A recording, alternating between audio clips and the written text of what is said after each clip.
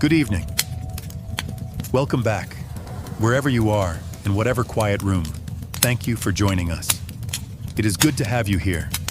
Let us settle in and let us go somewhere else. I want you to picture, just for a moment, the Holy Grail. What is it that you see? Perhaps you see a simple wooden carpenter's cup, humble and pure, as it was at the Last Supper.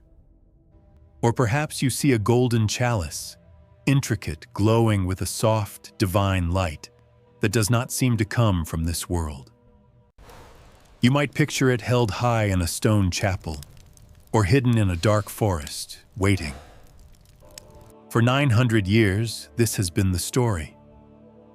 The Grail is a cup, a holy object, the vessel that held the wine at the Last Supper, or perhaps the one that caught the blood of Christ as he hung on the cross.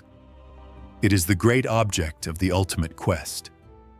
We see King Arthur and his noblest knights, their faces thin, their armor worn, their entire lives spent, searching for this thing, this single, holy, lost object.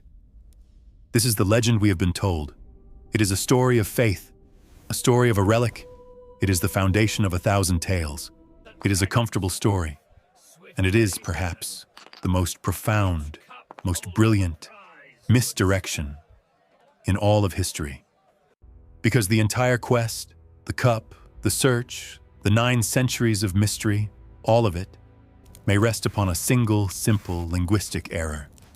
A trick of language, an echo, lost in the translation between spoken words and written manuscripts hundreds of years ago. The medieval French poets, the ones who first wrote these stories down, they called it the Saint Graal, the Holy Grail. But what if the monks, the scribes, sitting in their cold scriptoriums, copying these tales by candlelight? What if they misheard? What if they wrote the words down, but missed the true, older, and far more dangerous meaning? What if the original term was not Saint Graal? What if it was 2 different words? Sang Real. In the old courtly French, Sang Real does not mean Holy Grail, it means royal blood. What if the quest was never for a cup? What if the quest was for a bloodline? What if the vessel that was said to have carried the blood of Christ was not a chalice, but a person, a womb, a living, breathing lineage? Suddenly, the entire story is turned on its head. The quest is no longer a holy treasure hunt. It becomes a manhunt, or perhaps a guardianship. And this is where the story of the cup ends, and the story of the sword begins. This is where they enter. The men who defined the shadow history of the medieval world, the poor fellow soldiers of Christ, the Knights Templar. We think we know them, the warrior monks, the men in white mantles, emblazoned with the stark red cross, the first international bankers, the fanatical, untouchable army of God, the men who, in the end, were arrested, accused of heresy, and burned alive in the streets of Paris. But their official story, the one in our history books, it has always felt thin. It is full of strange, dark holes, full of questions that have never been answered. Tonight, we are going to explore a different path. We are going to follow that shadow stream of history, the one that flows beneath the official record. We are going to ask a single, profound question. What if those first 9 knights were not soldiers looking for a war? What if they were guardians who had just been given their sacred, ancestral, and most dangerous assignment? What if they were not searching for a lost, holy object at all? What if they were the sworn protectors of a living, breathing family?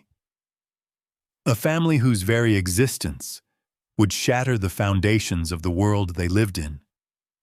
This is not a story about the Holy Grail. This is the story of the blood covenant. It is a story that explains everything. It explains why those 9 knights dug for 9 silent years. It explains why they suddenly became the most powerful organization on Earth. It explains why they had a secret, almost heretical obsession with Mary Magdalene. And it explains why, in the end, the King of France and the Pope of Rome had to destroy them. The story that history gives us begins here. It is the year 1119, or perhaps 1120. The exact date, like so much of this, is clouded. We are in the brand new Kingdom of Jerusalem. It is a fragile, bloody, and uncertain place. The First Crusade, just 2 decades earlier, had torn the Holy City from Muslim control. It was a victory won in a frenzy of faith and unimaginable violence. Now a nervous peace holds. Christian pilgrims from every corner of Europe, having heard the news, are flocking to the Holy Land to walk where Christ walked. But the kingdom is small. It is a thin coastal strip of land, surrounded by a vast sea of enemies. And the roads are death. Imagine you are one of these pilgrims. You are a farmer or a merchant from France or England. You have sold everything you own. You have walked for 1,000 miles, surviving bandits, disease, and starvation, all for this one singular purpose: to pray at the Holy Sepulchre. You land at the port of Jaffa. You are so close. Jerusalem is only 40 miles away, but those 40 miles are a gauntlet. The roads wind through rocky defiles, through sun-baked hills, and in those hills, bandits, highwaymen, and Saracen raiding parties are waiting. They prey on the weak. They prey on the faithful. And the pilgrim roads, the very arteries of this new kingdom, are choked with blood and fear.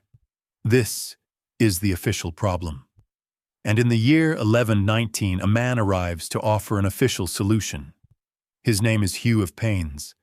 He is a French nobleman from Champagne, a vassal of a powerful count. He is not a great lord, but he is pious, respected, and he is a veteran. He has seen the slaughter on the roads, and he is, we are told, moved by it. He gathers 8 of his friends, 8 fellow knights, men like Godfrey of Saint-Omer and André de Montbard. 9 men, just 9. They present themselves to the King of Jerusalem, Baldwin II. Their proposal is radical. It is in fact unheard of. They wish to create a new kind of order. They will be monks. They will take the vows of poverty, chastity, and obedience just like the Benedictines. But they will also be soldiers. They will not spend their days in prayer and contemplation. They will spend them in the saddle, with a sword in hand. They will be the warrior monks, the poor fellow soldiers of Christ. Their stated mission, their entire raison d'être, is simple, humble, and desperately needed. They will protect the pilgrim roads. They will be the holy police force of the new kingdom. King Baldwin II is impressed. He is desperate. This small, dedicated band of warrior monks is exactly what his fragile kingdom needs. He grants them their request. He gives them his official blessing. And he gives them a place to live. This is the single most important detail in the entire public story. He does not give them a castle on the frontier. He does not give them a barracks by the Jaffa Gate. He gives them a wing of his own palace. And his palace just so happens to be the Al-Aqsa Mosque, a building that stands on the most contested, most sacred, and most mysterious piece of land on planet Earth. The Temple Mount, the very site of King Solomon's temple. The Crusaders, when they took the city, believed this mosque, and the dome of the rock next to it, were the original temple and its stables. They called the vast, cavernous underground spaces beneath the mosque Solomon's stables. And it is here that King Baldwin gives these 9 poor, humble knights their new headquarters. This is the story. For the next 9 years, this is the story. From 1119 to 1128, 9 knights, protecting hundreds of miles of roads, living in poverty in a wing of the palace. We are told they were so poor, so humble, that their original famous seal showed 2 knights, 2 brothers in arms, sharing a single horse. It was a symbol of their absolute destitution. It is a beautiful story.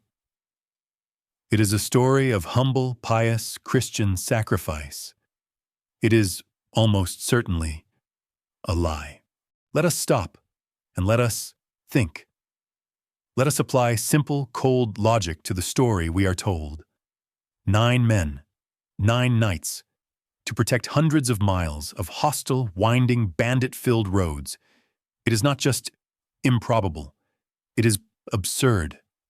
9 men could not protect a single monastery. They could not guard a single caravan. 9 men, no matter how skilled, no matter how pious, would be a statistical joke. They would be an appetizer for the dangers of the road, not a deterrent. If you are a king, and you are truly, desperately trying to solve the bandit problem, do you give the job to 9 men? No. You give it to 300. You build outposts. You clear the roads. You create a visible, powerful military presence. The story, the official story, is a lie. It is not just a polite fiction. It is a cover. A brilliant, simple, and remarkably effective piece of propaganda. And that seal, the one that history tells us was a symbol of their poverty, 2 knights sharing a single horse. Let us look at that again. A warrior order in a land of constant warfare would not celebrate being too poor to field a war horse for each knight. A knight without his own horse is not a knight. He is a liability. The seal was not about poverty. It was about something else. It was a symbol, a message. Perhaps it was a symbol of the dual nature of their order, the monk and the warrior. Or perhaps it was a symbol of the covenant they shared. A bond so deep, it was 2 men as one. The entire poor narrative begins to unravel, because these 9 men were not poor. Hugh of Paynes was not a poor man. He was a vassal of the Count of Champagne, one of the most powerful and wealthiest men in all of Europe. His companions were of similar status. These were not destitute wanderers. They were well-connected, high-ranking nobles. And for 9 years, from 1119 to 1128, they did not protect the roads. The historical records are, in fact, strangely silent. There are no grand tales of their exploits. There are no ballads sung of the 9 saviors of the pilgrim roads. And most telling of all, for those entire 9 years, they accepted no new members. What kind of new, holy order, desperate for manpower to achieve its stated, impossible mission, refuses all recruits? It makes no sense. Unless the mission was a lie. Unless they were not a military order at all, not yet. Unless they were a dig team. Let us go back to where King Baldwin put them, the Al-Aqsa Mosque, the stables of Solomon. This is the key. They were given access to the ground zero of the mystery, the very place where the Ark of the Covenant was said to be hidden, the place where the secrets of the first temple, buried when the Babylonians sacked the city, were still waiting. The King of Jerusalem, Baldwin II, and the powerful Count of Champagne back in France, they did not just allow this, they funded it. This was not a charity case. This was a syndicate. This was a highly secret, royally sponsored, 9-year-long archaeological expedition, hidden under the perfect cover story of pious, poor monks. These 9 men were not patrolling the roads. They were not protecting pilgrims. They were spending their days, and more likely their nights, in the vast, dark, underground caverns beneath the Temple Mount. With picks, with shovels, with torches, and they were digging. They were looking for something specific, something they or their patrons knew was there, and for 9 long, silent, dirty years, they did nothing but dig. 9 years is a long time. It is a long time to dig in the dark. It is a long time to live a lie, to wear the white mantle of a protector, while your hands are black with ancient earth. Imagine the psychological state of those 9 men. The dust, the disappointment, the endless, repeating days, the passages that led to nothing, the walls that were just walls, the heavy, oppressive silence of the rock, broken only by the chink of their own picks. They were not just digging for an object, they were searching for a justification, for the very thing their powerful patrons back in France had sent them to find. We do not know the exact day. We do not know the month. There is no record. But at some point, in that 9th year, the sound changed. Perhaps it was a pickaxe, striking not solid rock, but a hollow void. A different resonance, a sound that made the heart stop. Or perhaps it was not a discovery, but a contact. The myth layer, the shadow stream of this story, suggests 2 things happened, and they happened together. First, the digging. They did find something, deep beneath the rubble of the centuries, in a chamber sealed off perhaps by the temple priests themselves, right before the Romans came. It was not the Ark of the Covenant. The Ark is a story, a symbol. What they found was far more dangerous.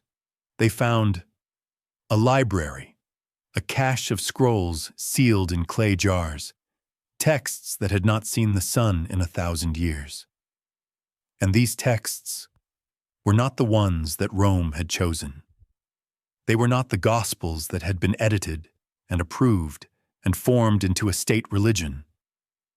These were the other Gospels, the Gnostic texts, the secret histories, the writings that spoke of Sophia, of wisdom, and most terribly, they were the records, the genealogies, the very histories that the new church had tried to erase. They found, perhaps, a different story of Christ. Not just a divine being, but a man of a royal, Davidic bloodline, a man who had a partner who was not a penitent sinner, but a leader in her own right, a priestess, a wife, a mother. This was the proof, the textual, historical evidence that the sang real, the royal blood, was not a myth. But texts are just paper. Proof is just an idea. It is not in itself a mission. No, the second part of the discovery was the truly dangerous one. The 9 years were not just spent digging. That was only half of the mission. They were also searching. They were searching the ancient, winding streets of Jerusalem. They were making quiet inquiries. They were following the clues, the blood trail, that their patrons in France had given them. They were not just looking for proof of the bloodline. They were looking for the bloodline itself. They were looking for a family that had survived in secret for 1,000 years. A family that lived in obscurity, in poverty perhaps, hiding their sacred lineage from a world that would destroy them if it ever knew. And in that 9th year, the 2 halves of the mission clicked together. The texts they found under the temple confirmed the family's claim, and the family they found in the city was the living embodiment of the texts. This was the moment. The true founding moment of the Knights Templar. It was not in a public court before a king. It was in a dark room, or perhaps a hidden cave. The 9 dusty, exhausted knights, their faces lit by a single torch, kneeling before the last, living descendants of Christ. And there, in that secret, unrecorded moment, they swore their real oath. It was not an oath to King Baldwin. It was not an oath to the Pope. It was a covenant. It was a covenant, a sacred, unbreakable promise to this family. They vowed that they and their new order would dedicate their lives, their fortunes, and their sacred honor to one single purpose, not to protect the roads, to protect this bloodline, to hide them, to guide them, to serve them, and to create, if necessary, an entire army, an entire empire, to act as their invisible, iron-willed shield. The 9 years of silence were over. The search was done. Now, the mission could begin. They returned to Europe in 1128, not as poor fellows, but as men transformed. They were men who held the single greatest secret of the age. They held the textual proof, and they held the living heirs. And as they sailed back to France, they already knew what their first public act must be. They had to build a new theology, a new symbol, to hide their secret in plain sight. They could not worship the Sang Rail. They could not build temples to a living bloodline. But they could build them to the source of that bloodline. They could build them to the woman who had been the original vessel, the Grail. They could build them to Mary Magdalene. When those 9 men returned to Europe in 1128, they were no longer a small, dusty digging team. They were transformed. They were men who held a secret that, we must assume, they shared only with their most powerful, high-level patrons, like the Count of Champagne, and perhaps Saint Bernard of Clairvaux, the most influential cleric in all of Christendom. And with Saint Bernard, their new, powerful advocate, they went to the Council of Troyes. This is the moment of their birth, the public birth. No longer a secret society, they were officially sanctioned by the Pope. They were given their white mantles, the symbol of their purity. They were given a rule, a set of laws to live by, written by Bernard himself. And then, the explosion happened. It is the only word for it. In the span of a few years, this tiny 9-man order became the most powerful, the wealthiest, and the most feared multinational corporation on earth. Donations poured in: land, castles, farms, money, young noble-born sons clamoring to join. The poor fellows were, almost overnight, indescribably rich. This is the historical fact. This is the spine, and with this new vast wealth, they began to build. They were monks, after all, and monks build churches. But the churches the Templars sponsored were different. They were the first great, soaring Gothic cathedrals. Structures like Chartres in France, which rose from the earth like a prayer in stone, a marvel of new engineering and light, funded and protected by Templar wealth. And it is here, in these new, glorious houses of God, that we find the next piece of the public puzzle. We find who they were dedicated to. Yes, they were dedicated to Our Lady, the Virgin Mary. That was the standard, acceptable, pious dedication. But look closer. Look at the statues. Look at the stained glass windows. Look at the pilgrim routes they were designed to serve. These cathedrals, the very heart of Templar piety, show a strange, almost obsessive devotion to another Mary. A figure who was, in the 12th century, a confusing and secondary character in the official Roman story. Mary Magdalene. The great cathedral at Chartres, the pinnacle of this new architecture, was a center of the Black Madonna cult, a figure many scholars link directly to the hidden traditions of the Magdalene. The Templars across Europe built chapels and churches named for her. This is a profound historical curiosity. Why? Why would an order of celibate warrior monks, whose entire identity was based on muscular, militant Christianity, have such a deep, public, and expensive devotion to Mary Magdalene?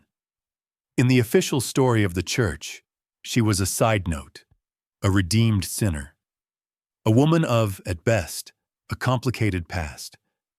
Why dedicate the most magnificent structures of the age to her? Why give her the place of honor? The historical record is silent on the why. It just shows us that they did. It was a fact, hidden in plain sight, carved into 1,000,000 tons of stone. Unless in their secret covenant, she was not a side note at all.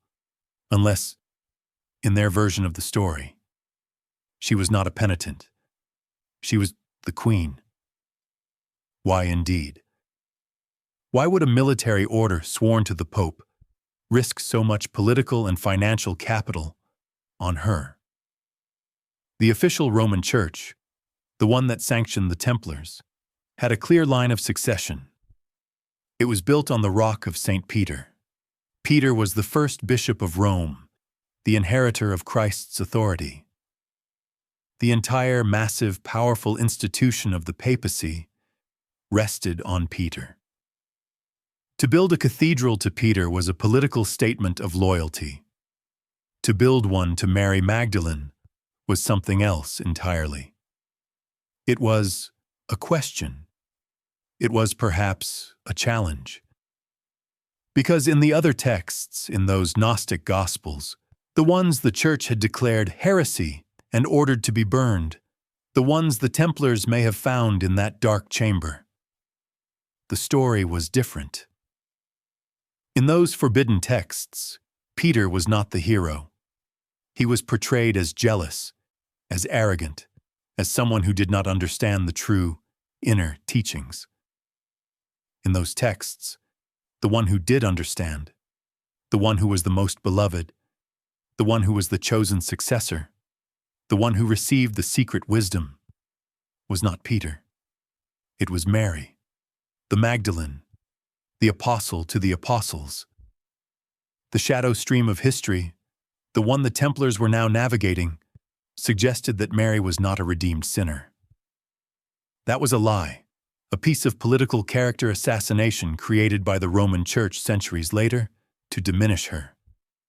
In this hidden version, she was a leader, a priestess, perhaps even a partner. This is the heart of the covenant. The covenant. If the sang real, the royal blood, was real, if Christ, as a man of a royal Davidic line, had a family, then that family had to have a mother. The Templars' secret devotion was not just to a disciple, it was to the source of the bloodline. It was to the woman who had carried the sang real away from the cross, the woman who had, according to their legends, fled Judea and carried that bloodline to safety in the south of France. This is why they were obsessed with her. She was not just a saint. She was the matriarch. She was the living, breathing, human origin of their entire secret mission. The Roman Church had built its power on a spiritual inheritance through Peter. The Templars, in secret, had built their power on a physical one, a bloodline, and you cannot worship a bloodline in public, not when that bloodline's very existence invalidates the authority of the Pope himself. You cannot build a cathedral to the descendants of Christ. So you hide the secret in plain sight. You build the grandest cathedrals in the world, and you dedicate them to the originator of that line. You dedicate them to Our Lady. And you let the world assume you mean the Virgin Mary. But in the secret chapels, in the inner circle, in the quiet language of their stained glass, they knew. They were worshiping the other Mary, the mother of the sang real. This is how they hid their covenant in plain sight. They built the cathedrals. They carved her likeness, disguised as another. They created a vast public theology of devotion, but they also needed a mythology. A cathedral is stone, it is fixed. A myth, a story, is a living thing. It travels, it whispers, it can hide a truth more effectively than any vault. And this is where we get the Grail. The Grail. If the secret is a bloodline, why do we have 1,000 stories about a cup? Because that was the master stroke. The Templars or their allies did not invent the Grail legend. They found it, an older pagan story about a magic cauldron or a magic stone, and they adapted it. They baptized it. They infused it with their new, secret Christian meaning. They created the ultimate open secret. Think. What is a cup? What is a chalice? What is a grail? It is a vessel. It is the oldest, most profound, most universal symbol for the feminine, the part of humanity that holds, the part that contains, the part that carries. The poets and storytellers who wrote the first Grail romances, men like Chrétien de Troyes, were writing in courts filled with Templar influence. They were writing for the patrons who funded the Templars. They were not, perhaps, in on the final secret, but they were breathing its air. And so they wrote the story, the public story. They told the world that the quest was for a vessel, and the world, the uninitiated world, looked for a literal cup. But the initiates, the inner circle, the men who had sworn the covenant, they understood the code. The vessel was not a cup of wood or gold. The vessel was the woman. The vessel was the womb. The vessel was Mary Magdalene. She was the cup that had held the sang rail, the royal blood, the living lineage. This was their secret, and it was perfect. The entire vast romantic mythology of the Holy Grail, the quest that would send knights and kings searching for centuries, was a distraction. It was a brilliant piece of misdirection, a story so compelling that it sent the entire world looking in the wrong place. It sent them searching for a thing so they would never, ever think to look for a person. The Templars' covenant was to protect the cradle, and they did it by creating a legend about the cup. They were now fully formed. They had their mission, sworn in secret beneath the temple. They had their public theology, the devotion to the Magdalene, hidden in their cathedrals. And they had their public mythology, the Grail quest, to send the rest of the world on a fool's errand. They were set. They now needed only one more thing. A mission this large, this world-spanning, protecting a bloodline from the entire power of the Roman Church, requires more than faith. It requires money. It requires power. It requires a network so vast, so strong, and so rich that it could rival the power of kings, and even the Pope himself. The 9 knights were done digging. It was time to become bankers. The mission, the covenant, was in place. The mythology was in motion. But the 9 knights, and their powerful backers like Saint Bernard, were pragmatists. They knew that to protect a secret from the most powerful institutions on earth, you could not be poor. You needed to become the most powerful institution on earth. And this is the public miracle of the Knights Templar. In 1129 at the Council of Troyes, they were an officially sanctioned, but still small, order. By 1150, just 20 years later, they were the wealthiest and most formidable non-royal entity in the world. The speed of this growth is staggering. It has no parallel in history. It began as a flood. Donations. Pious lords and ladies across Europe, hearing of this new, pure order of warrior monks, wanted to buy their piece of salvation. They donated everything: a farm in France, a vineyard in Spain, a manor in England, a mill, a forest, a port. The Templars took it all. They were, unlike a king or a lord, a corporation. They did not die. Their CEO, the Grand Master, might be killed, but the order, the corporation, was eternal. It could not be divided by squabbling sons. It could not be lost in a war. It just grew. In 1139, the Pope gave them their second and most devastating weapon, a papal bull, a decree, called Omne Datum Optimum. This single document is the key to their public power. It did, essentially, three things. First, it freed them from all local laws. They answered to no one, except the Pope himself. No king, no bishop, no local lord could touch them.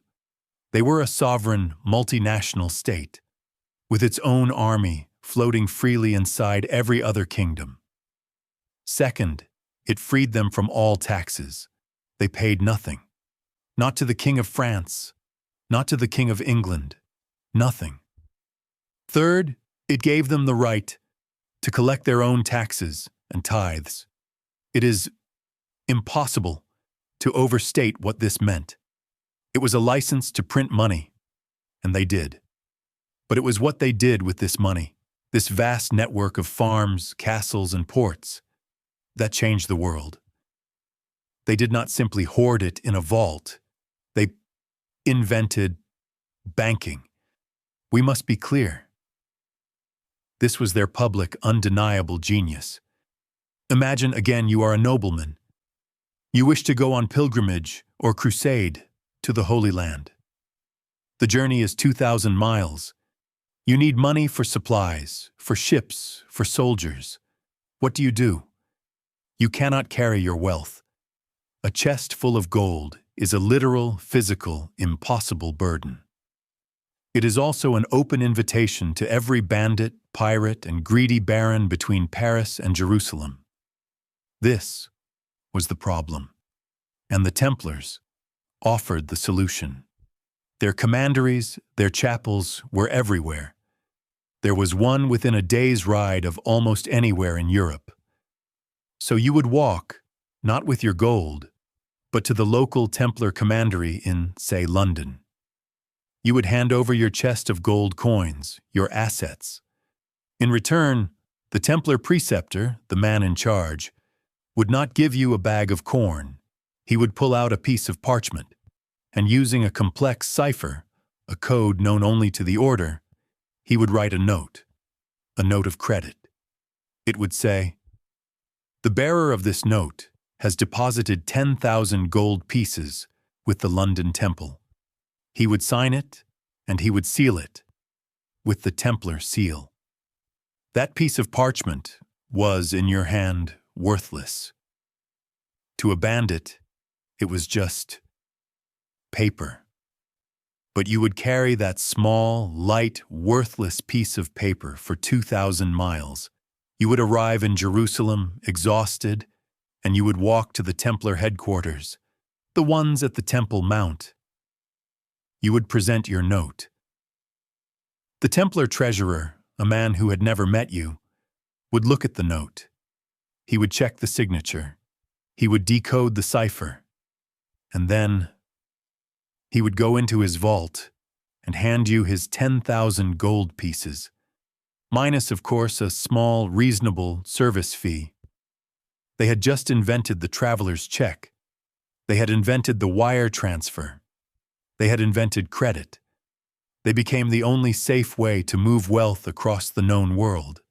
And everyone used them. Kings, popes, merchants, barons. The King of France used them to manage his entire national treasury. The King of England used them. The Templar Temple in Paris was not a church. It was the central bank of Europe. They were no longer just warrior monks. They were a massive, sovereign, untouchable, tax-free, international bank. This is the historical spine. This is the public fact. It is a story of incredible, brilliant, financial, and logistical genius.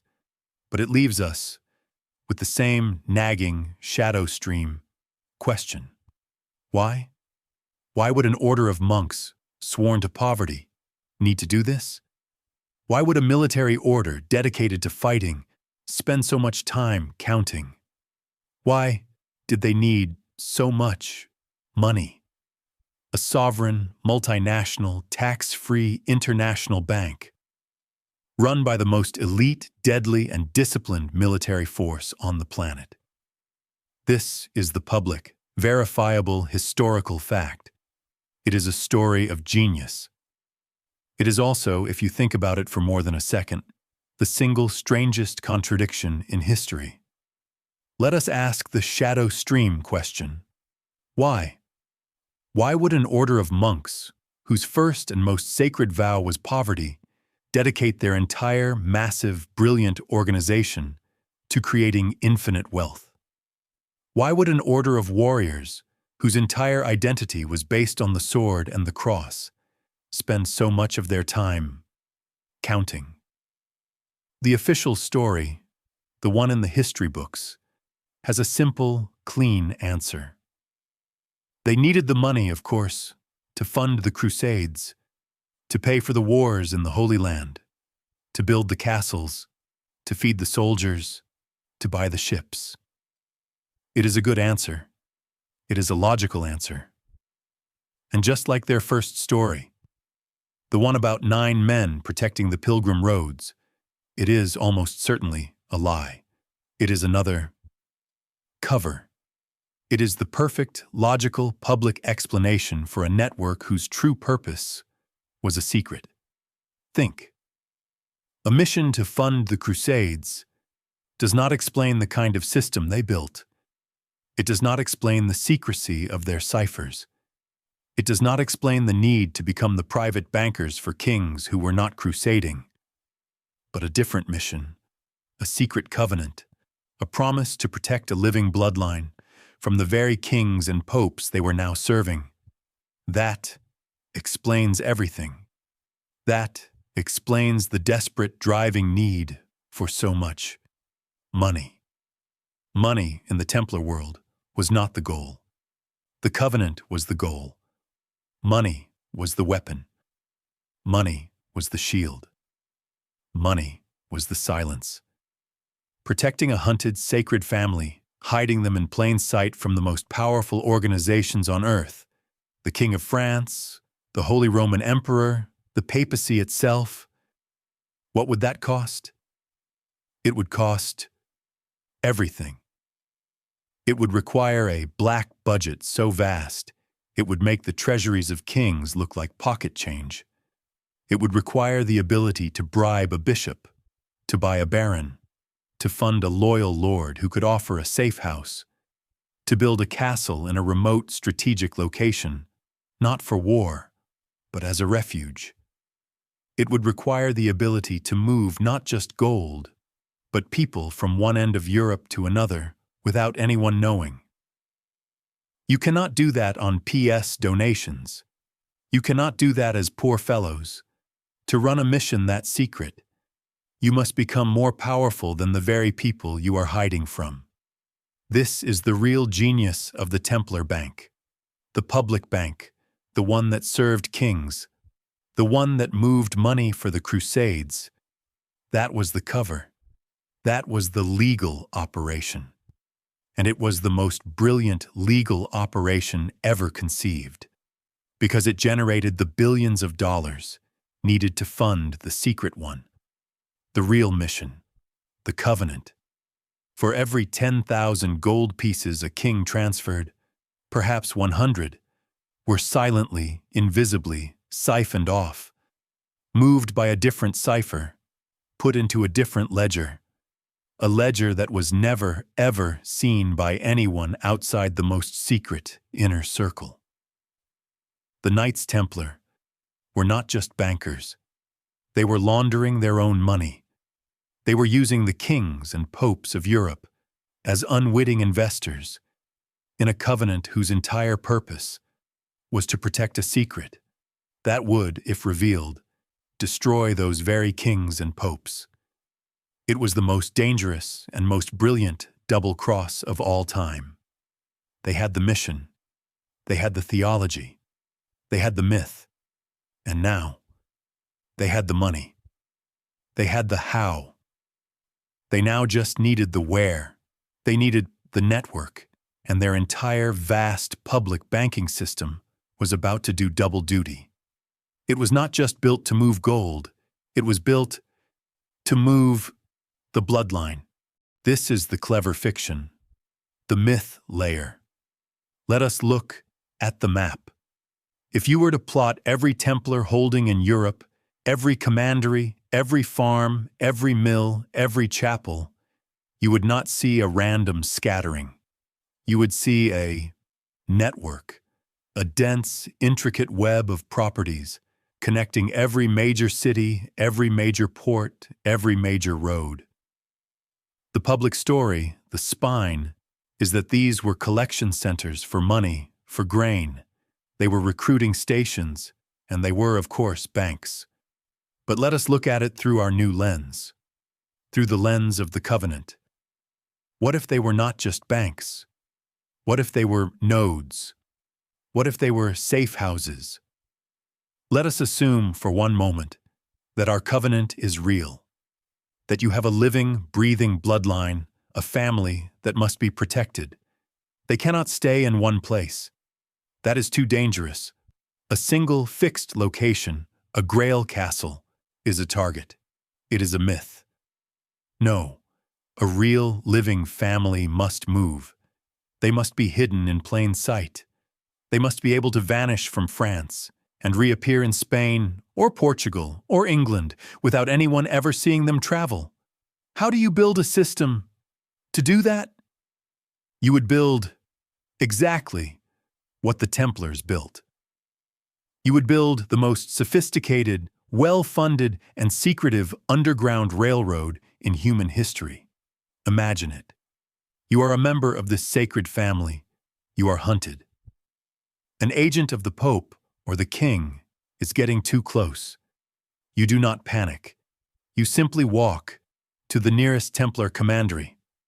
From the outside, it looks like a fortified farm or a small chapel. You give a quiet signal, a password, a word from the covenant. The massive wooden gates open. You step inside, and the gates close. And in that moment, you have vanished. You are no longer in France. You are no longer under the laws of the king. You are on sovereign Templar soil. The local bishop has no authority here. The king's soldiers cannot enter. The Pope himself, by his own decree, has forbidden anyone from interfering with the order. The commandery is a black site. It is an embassy of a secret, holy nation. You are safe. You are fed. You rest. You are perhaps given the white mantle of a novice, a perfect disguise. And then, when the time is right, you are not smuggled out in the dead of night. You are transferred. You are put in a Templar wagon, part of a routine shipment of grain or gold or supplies, heading to the next commandery 50 miles down the road. You travel on Templar roads, protected by Templar guards, with Templar papers, and at the next commandery you are received, and the process repeats. An invisible, secret highway, a chain of invulnerable, untouchable fortresses, disguised as simple farms and banks. This is what the money was for. The entire, vast, public financial empire, the crusades, the banking, the service fees, all of it was the engine, the fuel. It was the perfect public justification for building the perfect, secret infrastructure. An infrastructure designed not to move gold, but to move and hide and protect the bloodline. They now had the mission. They had the myth. They had the money. And they had the network. They were, for 100 glorious, secret years, untouchable. They were richer than kings, holier than bishops, and stronger than armies. They had built a perfect system, and like all perfect systems, it had a single, fatal flaw. It was too successful. It was too rich. It was too powerful. and the men who sat on thrones, the men who were not in on the secret, the kings who owed them a fortune, and the popes who sensed a rival. They began to look at this vast, sovereign, secret state inside their own, and they began to get afraid. The perfect system has a flaw. The flaw is that it is visible. For nearly 2 centuries, the Knights Templar had operated as a sovereign power, a state within a state, answerable only to a distant pope in Rome, and in truth, only to their own Grand Master. They had become the spine of Europe, but a spine that was separate from the body. And the kings of this new, emerging, modern world, men who were trying to build centralized nations, looked at this foreign entity in their midst with a growing, cold fear. No king felt this more acutely than Philip IV of France. He was called Philip the Fair, not for his kindness, but for his pale, emotionless features. He was, in many ways, the first truly modern king. He was not a romantic crusader. He was a bureaucratic administrator, a man of cold, hard, rational calculation. He believed in one thing, the absolute divine right of France, and by extension, himself. The Templars, with their tax-free status, their secret oaths, and their private army, were an insult to that power. They were a splinter, lodged deep in the heart of his kingdom. And there was, of course, the other, more pressing, more human matter. He was, quite simply, massively, catastrophically in debt. He had financed his wars, his lifestyle, his entire government on loans. And his primary banker, the organization that held the keys to his own treasury, the organization that knew exactly how empty his vaults really were, was the Knights Templar. It is a very dangerous thing to owe that much money to a man who also has his own army. So Philip needed them gone. But you cannot simply arrest your bankers. You cannot declare war on an order that is, itself, protected by the Pope as the army of God. To do so would be to invite excommunication, to invite a holy war against you. He needed a different weapon. He needed a charge so profound, so terrible, so absolute, that it would not just break the Templars' power, but annihilate their very legitimacy. You cannot arrest a banker for collecting interest, but you can arrest a heretic for spitting on the cross. He began to plan. It was a cold, patient, multi-year strategy. His first move was to control the papacy itself. When the previous pope died, Philip maneuvered, he bribed, he threatened, he used all his political weight until his own candidate, a Frenchman, Bertrand de Goth, was elected. He became Pope Clement V, and he moved the papacy from Rome to Avignon in France. The Pope was now, for all intents and purposes, the king's guest. He was a captive. With the Pope secured, Philip moved to build his case. He found, as one always can, disgruntled ex-Templars, men who had been kicked out of the order for theft or violence. He offered them pardons, he offered them money, and in return, they gave him the dirt. They told wild stories, stories of secret, midnight initiations, stories of obscene rituals, stories of a strange bearded head that they were forced to worship. It was all Philip needed. In 1307, his trap was complete. He issued a series of secret orders, written in his own name. These letters were sealed with the royal wax. They were sent, by the fastest riders, to every royal seneschal, every captain, every officer of the law, in every corner of the Kingdom of France. The instructions were terrifyingly precise. The men were to receive these letters, hold them, and not open them under penalty of death until a specific date. That date was Friday, the 13th of October, 1307. We must imagine that morning, The dawn is cold. It is just beginning to light the sky. All across France, hundreds of the king's men, their hands perhaps trembling, break the royal seal. They read the parchment, and the words must have shaken them to their core. The king declared that the Templars, this pious, untouchable order, were in fact secret agents of Satan, that they were a cancer, a heresy that must be cut out. The orders were blunt. At dawn, you will move on the Templar commanderies in your district. You will arrest everyone. You will allow none to escape. You will seize all property. You will chain them, and you will hold them for the Inquisitor. It was a logistical masterpiece, a perfectly coordinated kingdom-wide blitzkrieg. In a single morning, the entire Templar leadership in France, including the Grand Master himself, Jacques de Molay, who was in Paris as the king's friend, were dragged from their beds. They were put in chains. The mighty, untouchable sovereign order was broken in a single day, and the charges were read out to a stunned and horrified public. Heresy, blasphemy, spitting on the Holy Cross, and, most bizarrely of all, worshipping a monstrous pagan idol, a bearded head, which they called Baphomet. The public, historical event was complete. The spine was set. This is the story we are told, and like all the official Templar stories, it is clean, it is logical, and it is almost certainly a lie. Not a complete lie, a cover. The official reason, the one our history books love, is that the king was in debt. That this entire complex, brutal, coordinated arrest was simply the medieval world's largest, most violent default on a loan. It is a cynical, modern, and very believable explanation, and it is far, far too simple.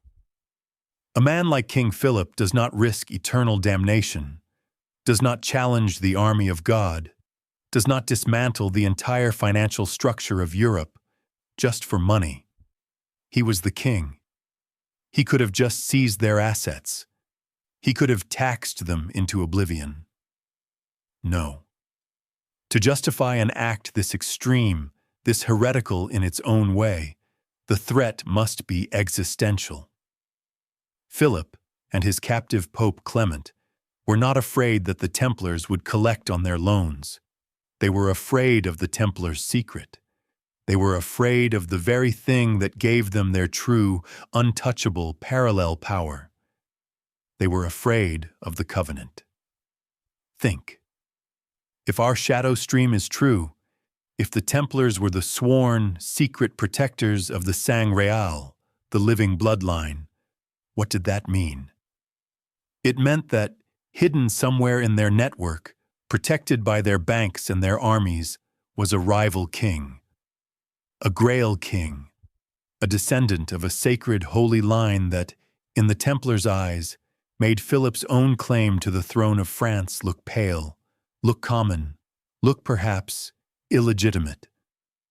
The Templars were not just a bank in his kingdom. They were a kingmaker. They were a state within a state, protecting a truer royalty. This was a political threat that Philip, the absolute monarch, could not, under any circumstances, ignore. And for Pope Clement? The threat was even worse. It was not just political, it was theological.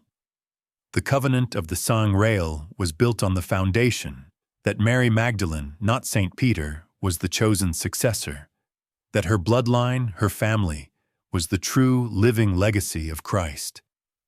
This single, secret idea, if it ever got out, would not just shake the church. It would shatter it. It would render the entire, massive, powerful structure of the papacy, the line of authority from Peter, completely and utterly illegitimate. It would expose the whole thing as a 1,300-year-old fraud. So no, this was not a default on a loan. This was not a property seizure. This was a purge.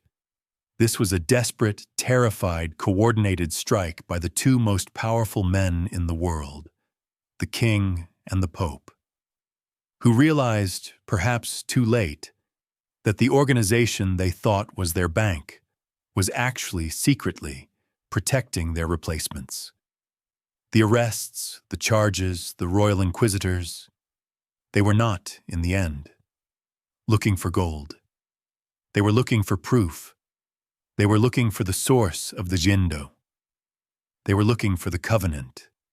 They were looking for the family. They were, in short, hunting the Holy Grail. So Philip and the Pope launched their attack. They were not just hunting for a family. They were hunting for a heresy. And the charges they leveled, the ones read out by the inquisitors, were designed for maximum, visceral, public horror. The worship of a cat, vile, obscene kisses, and most famously, two charges that would define the Templar mystery forever. First, that they worshipped a strange, bearded head, an idol they called Baphomet. And second, that in their secret initiations, new recruits were forced to spit upon the Holy Cross. For 700 years, historians have told us the same simple story, that these charges were ridiculous, obvious lies, that they were fantasies, cooked up by a greedy king and extracted from innocent men by the unimaginable pain of torture. A man whose feet are being held in a fire will confess to anything. He will confess to worshipping a cat, a head, or the moon itself, just to make the pain stop. This is the historical consensus. It is logical, it is clean, and once again, it is far too simple. Let us ask the shadow stream question. What if they were not lies? What if they were distortions? What if they were the funhouse mirror reflection of a truth that the inquisitors could not themselves even comprehend? Take Baphomet, the idol, the head. No such object was ever found. No one could ever describe it consistently. It was a phantom. But the word itself, Baphomet. Scholars have tried for centuries to decode it. Many believe it was a simple linguistic corruption, a mishearing in French of the name Mohammed, a convenient lie to paint the warrior monks as secret Muslim traitors. But others have a more esoteric explanation. That Baphomet, in a coded cipher, was a derivation of the Greek word Sophia, which means wisdom. What if the Templars, in their secret inner circle, were not worshipping a demon? What if they were honoring the wisdom they found in those Gnostic texts? The Sophia? The feminine divine? The very wisdom embodied by their secret goddess? Mary Magdalene? The inquisitors heard wisdom, Sophia, head of the church, and in their terrified, dogmatic minds, they twisted it into a monstrous, bearded head. And then there is the cross, the final, most shocking charge, spitting on the crucifix. This cannot be explained away as easily. It is too specific. It was confessed with horrified tears by too many knights in too many different countries, even before the torture was applied.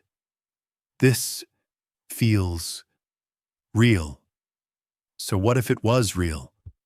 What if this was part of the highest, most secret initiation of the covenant? Again, let us follow the cold logic.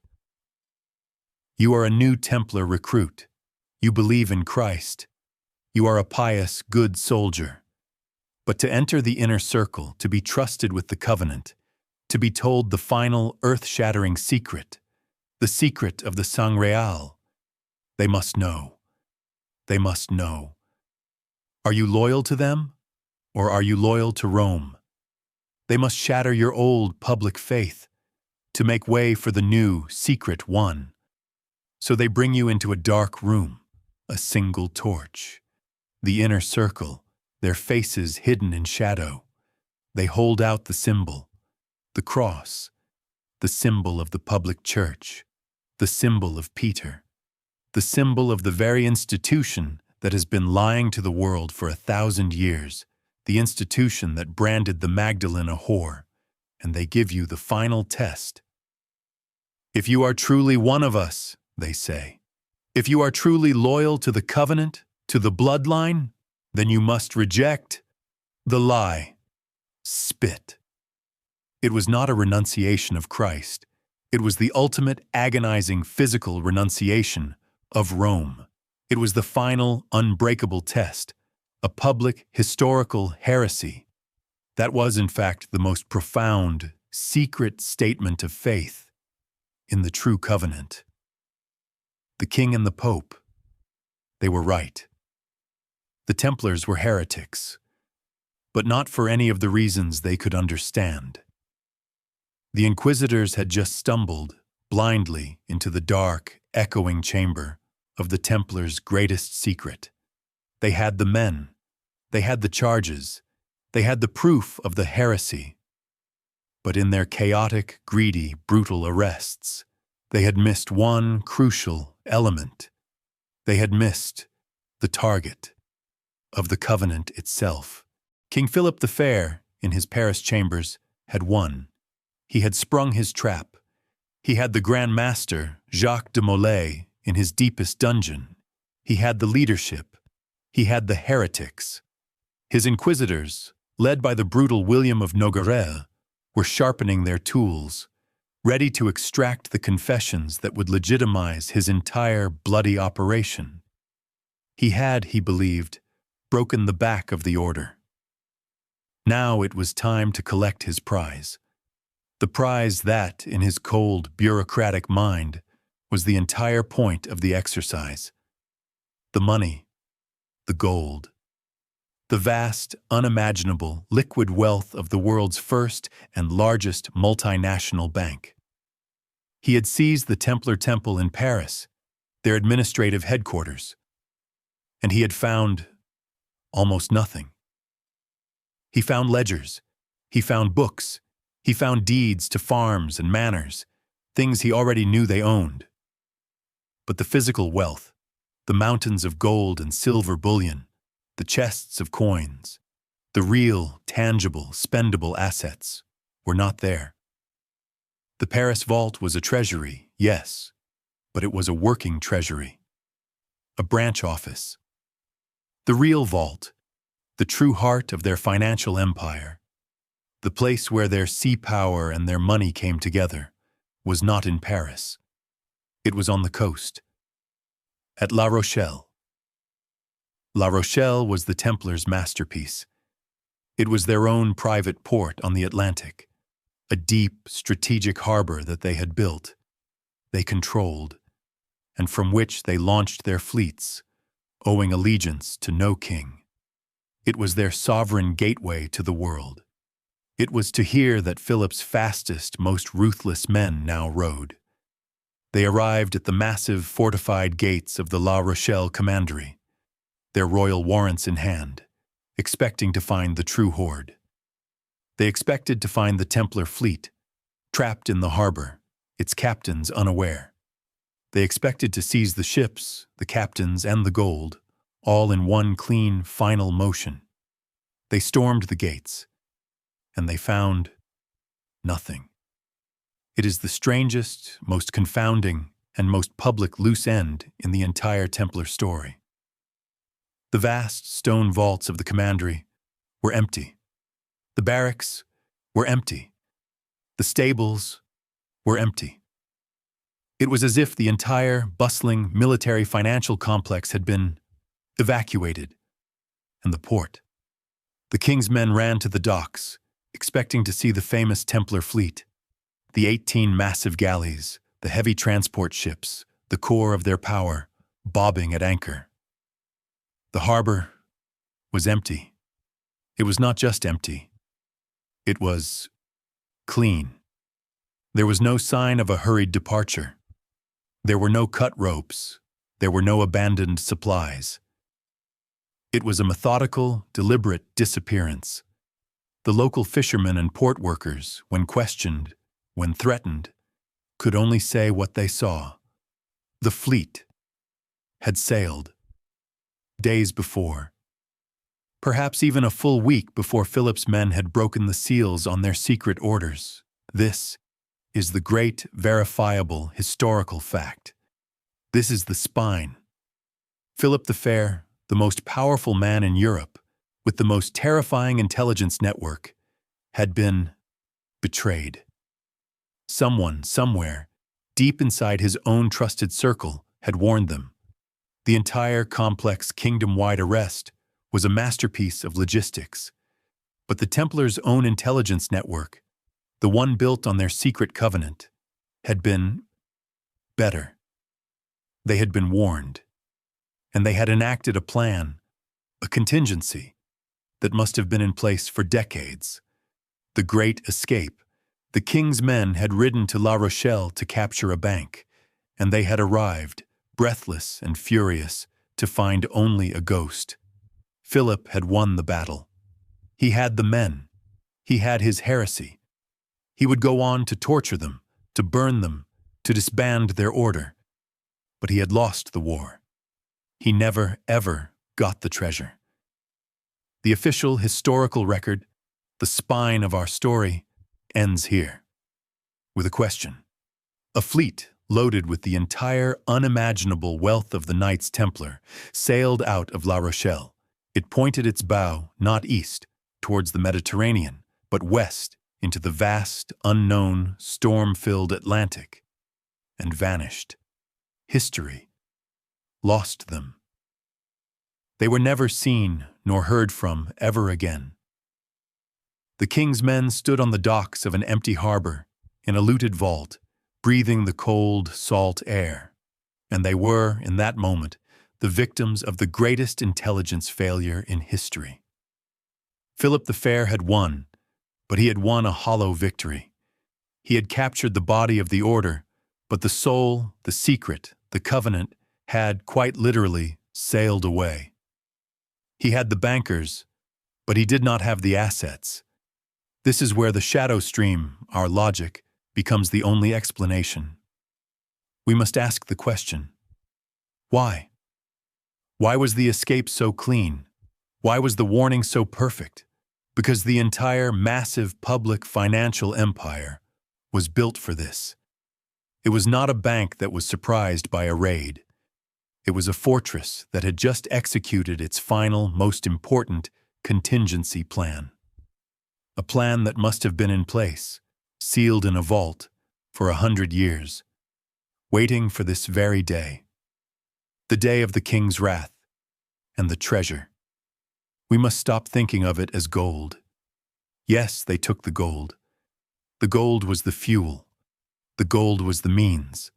But it was not the purpose. Gold is just metal. You do not risk an entire sovereign fleet. You do not sail into the unknown Atlantic for metal. No. The gold was just the ballast. The real cargo, the asset that Philip was truly hunting, the thing that had no price, the thing that defined the covenant, was on those ships. This was not a fleet. It was an ark. This was the final, desperate, brilliant act of the Underground Railroad we spoke of. La Rochelle was not a bank. It was the evacuation port. While Philip's men were sharpening their tools, the Templars' secret network was in motion. They were not evacuating gold. They were evacuating the bloodline. We must imagine it. The secret, sacred family, the living descendants of the Sang-Real, the Grail Kings, were moved from their last secret safe house. They were taken, under the cover of darkness, along the Templar-controlled roads, to the one place on earth that the king could not touch, their private harbor. They were put on the flagship. The gold, the vast, unimaginable wealth, was loaded around them. It was their go-bag. It was the seed money for their new world. The king's men, they were not days late. They were intentionally late.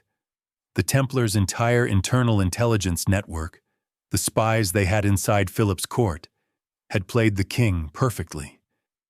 They had let him plan his perfect, secret arrest.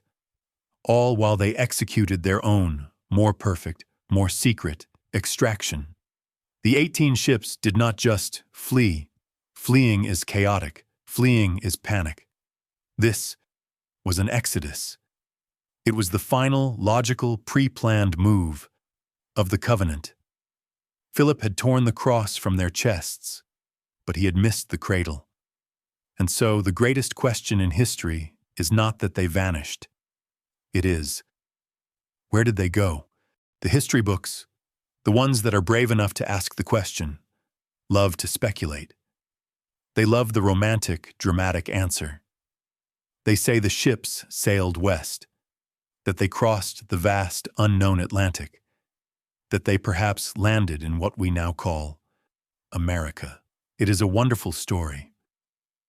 But it is perhaps not the first story. It is not the logical move. You are an admiral. You are in charge of a sacred mission, protecting a living family and a vast operational treasury. You do not, in that moment of crisis, sail into the complete mapless unknown. That is not a strategy. That is a gamble. No. You sail to a base. You sail to a plan. Where then? Portugal. It is a possibility.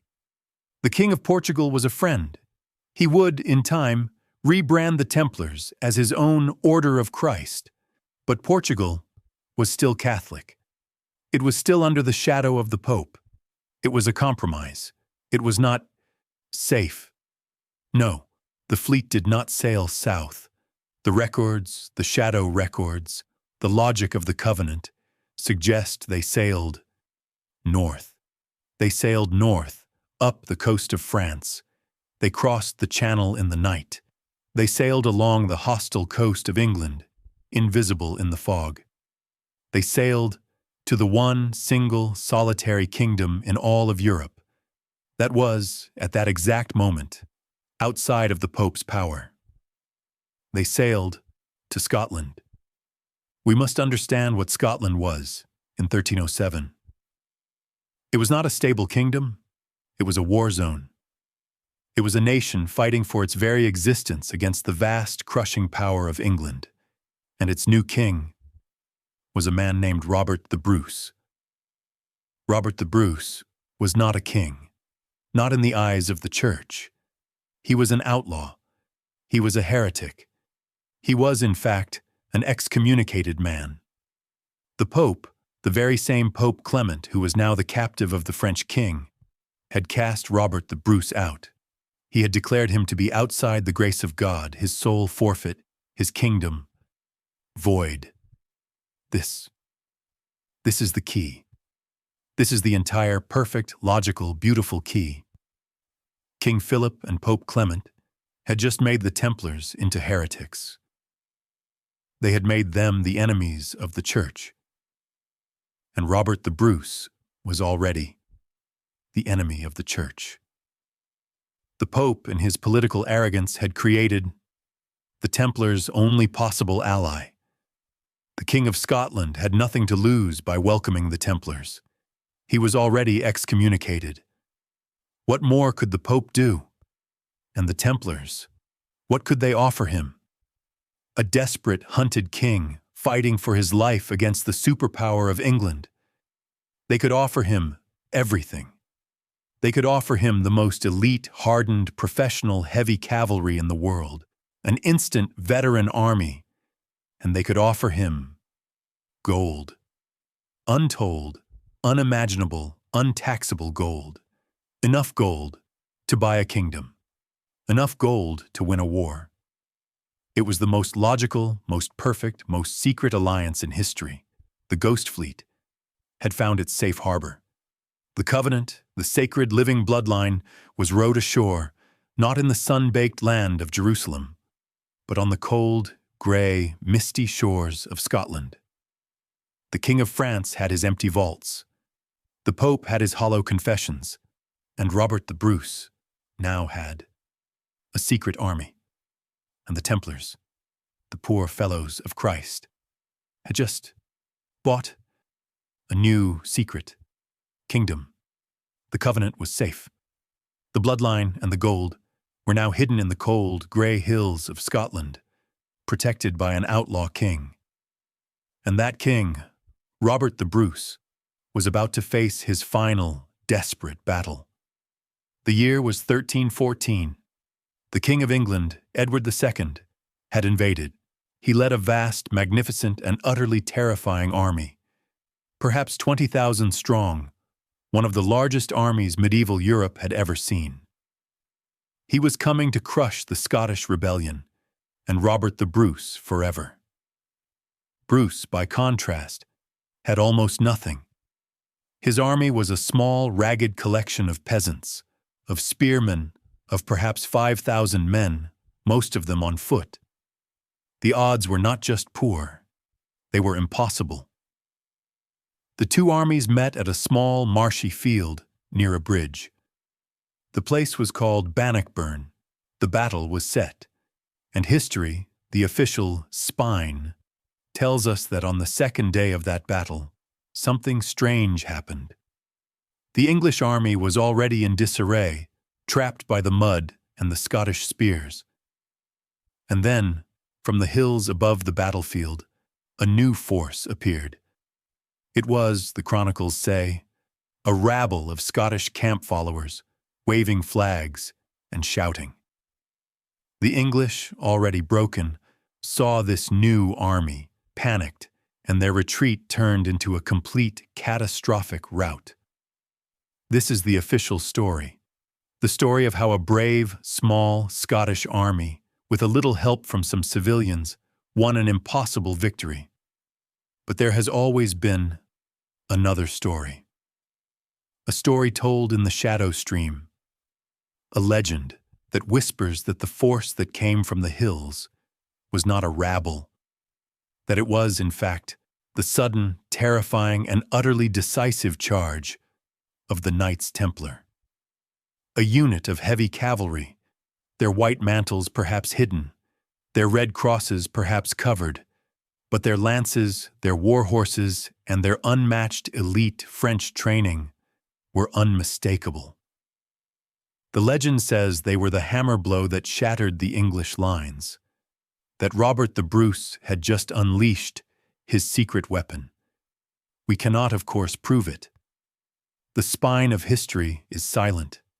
Such an alliance would have been, itself, a deep secret. But the result is undeniable. Scotland, against all odds, won its freedom. The outlaw king became a king, and the Templars, if they were there, had just been paid. They had just earned their new home. And then, history gives us another strange, beautiful puzzle. Decades later, long after Bruce was gone, a Scottish noble family, the Sinclairs, began to build a chapel. William Sinclair, whose ancestor had signed the charter for the Templars, and whose family was deeply, intricately linked to the surviving underground order, began to build Rosslyn Chapel. It is perhaps the most mysterious building on earth. It is a tiny, ornate, and utterly baffling place. It took 40 years to build, and it is covered from floor to ceiling in carvings. But these are not just carvings of saints and angels. This is not just a chapel. It is something else. It is a message carved in stone. Because Rosslyn Chapel is not a chapel, you must understand this. If you visit it today, you will see a building that defies logic. It is far too small to be a cathedral, yet it is far too ornate, far too heavy with meaning to be a simple parish church.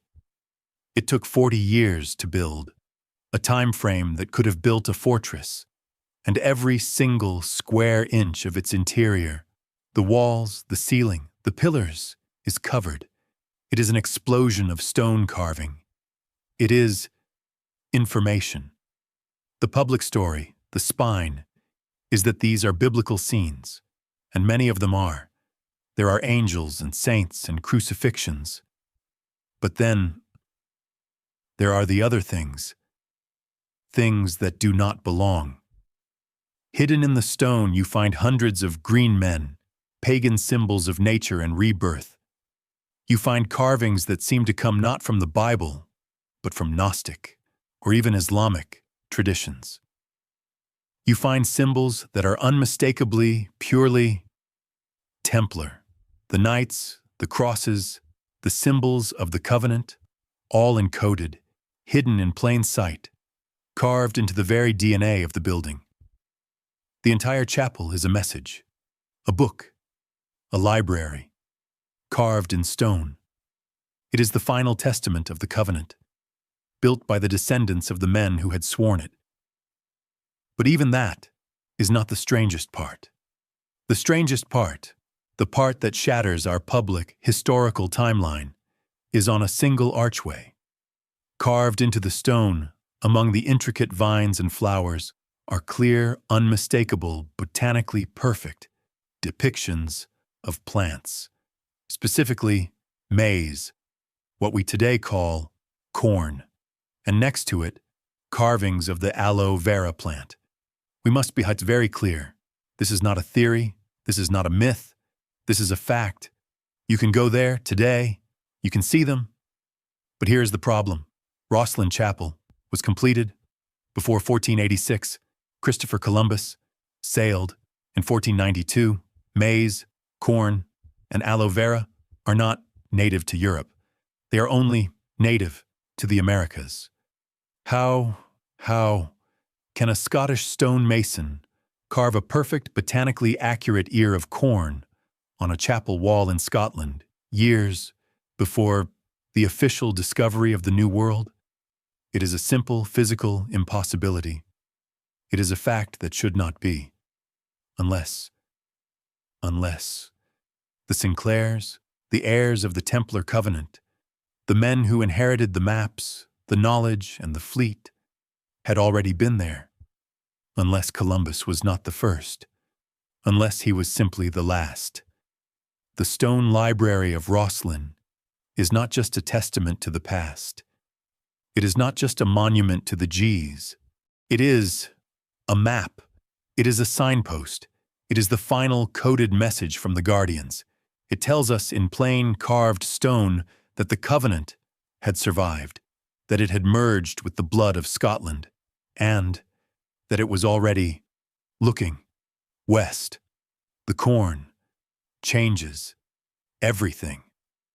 That single, impossible botanical fact, carved in stone 40 years before the official discovery, tells us that the secret of the Templars was not just a theological one, it was a geographical one.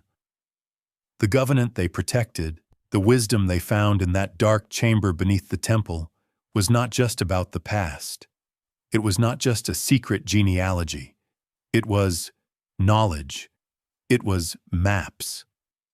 It was, perhaps, a global understanding of the world, preserved from an age long before, a science of navigation, of geography, that the Dark Ages had completely forgotten. This reframes the entire mission. The 9 Knights did not just dig up a family tree, they dug up a world map. This is the final, logical piece. The Ghost Fleet did not just sail to Scotland to hide. Hiding is for victims. The Templars were never victims. They were planners. They did not go to Scotland to end their journey. They went to Scotland as a staging ground. It was a temporary safe harbor, a place to regroup, to refuel, to consolidate the covenant, to plant their new seed, and to prepare for the real voyage. The voyage that the maps, the scrolls, the ancient Gnostic wisdom had shown them. The journey west, the carvings in Rosslyn Chapel, were not a boast. They were not a "look what we found." They were a promise. They were a message, carved in stone for the initiates, for the members of the G's, that the mission was not over, that the bloodline was safe, and that the future did not lie in the corrupt, old, papal lands of Europe. The future lay across the ocean, in a new world, a new, clean, vast continent where they could finally, truly build their new Jerusalem. A place where the covenant, the sang real, the royal blood, would not have to hide in the shadows of kings and popes. A place where it could, at last, be free. The covenant had survived. It had merged with the blood of the Scottish nobility, the Sinclairs. And now, it was looking at the horizon. The story does not end in a burned-out fort in Paris. It does not end on a misty battlefield in Scotland. It crosses the ocean. And the secret, the covenant, did not die with the Templars. It just evolved. It went underground. And it waited for the right time to be reborn. The Templars, as a public military order, were gone. King Philip and the Pope had seen to that. They were burned. They were disbanded. Their name was erased. But you cannot kill a secret. You cannot kill a covenant. It does not die. It simply hides. It goes to ground. It waits. It finds a new vessel. The covenant, now safe in Scotland, hidden within the families of the Sinclair and the Bruce, needed a new cover. It needed a new public face to hide behind, a new, plausible, innocent-looking organization that could continue the work, continue to protect the knowledge, and continue to pass down the real secret. And they found the perfect one. They found the Freemasons. This is the great, final, logical leap. In the public story, the spine, Freemasonry began as a simple, humble guild. The operative Masons, the men who actually cut the stone, the men who built the cathedrals like Rosslyn. They had their own small secrets, their handshakes, their passwords, all designed to protect the technical secrets of their craft. But in Scotland, something changed. The records show that in the 16th and 17th centuries, something new happened. Men who were not stonemasons began to join these lodges. They were noblemen. They were philosophers. They were scientists. They were men whose family names looked awfully familiar. Men from families with Templar links. This was the birth of speculative Freemasonry, and this was the infiltration. Or more accurately, this was the merger. The surviving covenant of the Templars, the knowledge simply moved, silently, into the structure of the Masons. It was the perfect disguise. A secret, esoteric, philosophical society, hiding in plain sight, inside a simple working man's club. And what did the Templars bring with them? They brought their story. Look at the highest, most secret degrees of Scottish Rite Freemasonry. They are not about stone cutting. They are not about geometry. They are, explicitly, about the Knights Templar. The initiation rites, the final, most secret rituals, are pure Templar drama. They tell a story of seeking lost knowledge. They tell a story of avenging a murdered master, Jacques de Molay. The Freemasons became the new, secret vessel for the Templar Gs. The covenant was not broken. It had not died at the stake in Paris. It had simply changed its robes. It was no longer a military order in a white mantle. It was now a philosophical one, a lodge, a quiet, powerful, global brotherhood of men who had sworn an oath, men who were now the new guardians, the guardians of the knowledge, the guardians of the maps, the guardians of the sang real. The covenant was alive and well, and it was still waiting. It was waiting for the final piece of the plan. It was waiting for its new Jerusalem. The covenant was now a philosophy. It was hidden inside a brotherhood, a secret shared in coded rituals, in lodges scattered across Scotland and England. It was safe, but it was not finished. The promise of those stone carvings at Rosslyn, the promise of the corn, the promise of a new world, was still waiting. And then, in the 17th and 18th centuries, the Great Migration began. The Brothers of the Lodge, the speculative Masons, the men who carried the philosophical inheritance of the Templars, began to cross the Atlantic. They found a new, vast, clean continent, a blank slate, a place perhaps where a new idea could be built, far from the ancient, corrupt, and watchful eyes of European kings and popes. This is the historical spine. It is a cold, verifiable fact. The men who conceived, who designed, and who fought for the American Revolution were, almost to a man, Freemasons. George Washington was a master Mason. Benjamin Franklin was a Grand Master of his lodge in Pennsylvania. Paul Revere, John Hancock, Joseph Warren. The list is not just a few, it is the majority.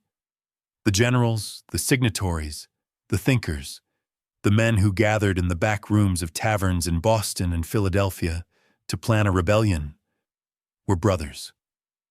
They were bound, not just by a shared desire for liberty, but by a secret, shared oath. Now, we ask the covenant stream question, the final question. The public story, the one in our school books, tells us they were fighting for liberty, for no taxation without representation. They were inspired by the Enlightenment, by the philosophies of John Locke. This is true. It is the spine. But the shadow stream asks, why? What gave these men the profound, unshakable, and truly heretical courage to stand up against their divine king? What gave them the intellectual framework to imagine a world without kings? The history books say the Enlightenment, the covenant whispers. It was the Lodge. These men were not just building a new country. They were completing the Templar mission. They were, at last, after 400 years of hiding, building the New Jerusalem. And what was the covenant in this new world? It had evolved. It was no longer a secret about one royal bloodline, one family. That was the secret for a monarchical age. In a new age, the covenant had evolved into its purest, most powerful form. The secret of the sang real, the royal blood, had become the profound, divine sacredness of all human blood. The central, heretical Templar idea that divinity, that sovereignty, does not flow down from a crown or a pope's mitre. It flows up from us, from the people. Look at the words they wrote. We hold these truths to be self-evident, that all men are created equal. That is the covenant. Look at the first, most sacred phrase of their new government. We, the people. That is the sang real. That is the very heresy that King Philip and Pope Clement tried to burn at the stake in Paris. The idea that power is not in a church, but in the human heart. The American founding fathers did not just build a republic. They built a temple, a vast continental philosophical temple, for a secret that was, by then, 700 years old. The inheritance, it seems, is complete. The mission, begun in a dark tunnel beneath Jerusalem, found its final public expression in the founding of a new nation. A nation built, in theory, on the very Gnostic, heretical, and Templar idea that the royal blood, the sang real, flows in everyone. The symbols are there if you look. The unfinished pyramid, the all-seeing eye, the very architecture of their new capital city. All of it echoes of an older, more secret brotherhood. The public story is liberty. The shadow story is the covenant. And here, in our quiet, modern rooms, we are the beneficiaries of that covenant. We live inside the very temple they built, but it leaves us with one final, unsettling question. If the covenant was truly passed down from the Templars to the Freemasons, and from the Freemasons to the founders. Did it stop? Is the story over? Or is the covenant still being protected? Are there still, today, guardians? A quiet brotherhood, a new modern order that still holds the original secret full knowledge, not just the philosophical ideal, but the truth, the maps, the genealogies, the bloodline. Is the story of the Sang real, finished, or is it simply, once again, hiding? The question is not, perhaps, where is the Holy Grail? The question is, who are the modern Templars, and what covenant are you, Cetana, a part of? Let us know what you believe in the comments below. Thank you for guarding these secrets with us.